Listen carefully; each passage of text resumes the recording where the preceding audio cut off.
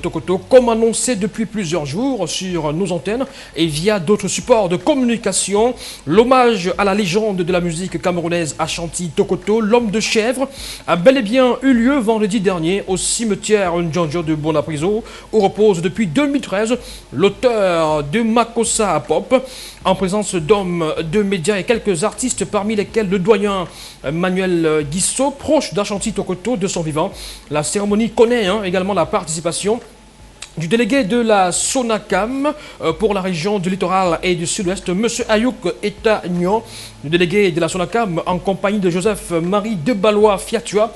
qui procède à la cérémonie de dépôt de la gerbe de fleurs sur la tombe du regretté Tokoto Bunya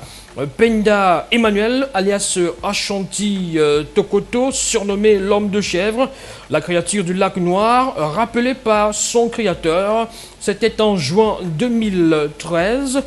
On va donc, voilà, après avoir regardé ces images saisissantes de cet hommage à la légende Ashanti Tokoto, voilà, Tokoto Bunya Penda Emmanuel, alias Ashanti. On va donc écouter la réaction du grand artisan et initiateur de cet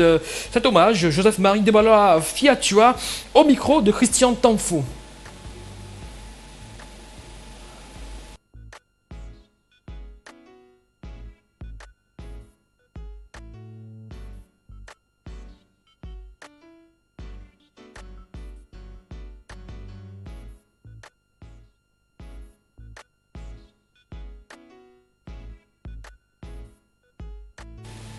Voilà. Quelques soucis avec le son avec notre élément, quelques soucis de son, donc avec notre élément en tout cas, Joseph-Marie Debalois-Fiatua qui exprimait notamment sa gratitude envers Tokoto Ashanti, qui fut comme un mentor pour lui, et qui lui a mis le pied à l'étrier dans l'univers du showbiz. Donc c'était en quelques mots ce qu'il disait à notre micro ce jour-là, Joseph-Marie Debalois-Fiatua, et également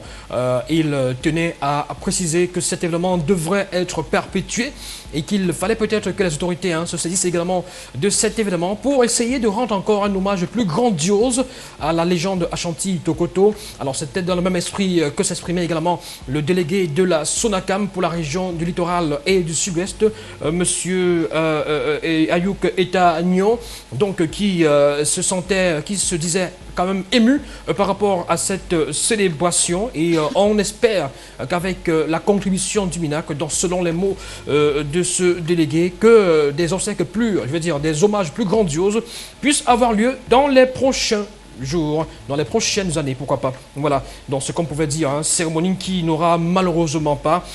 connu l'affluence et l'adhésion massive des artistes, même du public, pour rendre hommage à une icône de la musique qui aura porté très haut le flambeau et le drapeau camerounais grâce à son génie et à ses nombreux succès sur le plan local, mais également sur le plan, on va dire, continental et même international. Ashanti Tokoto,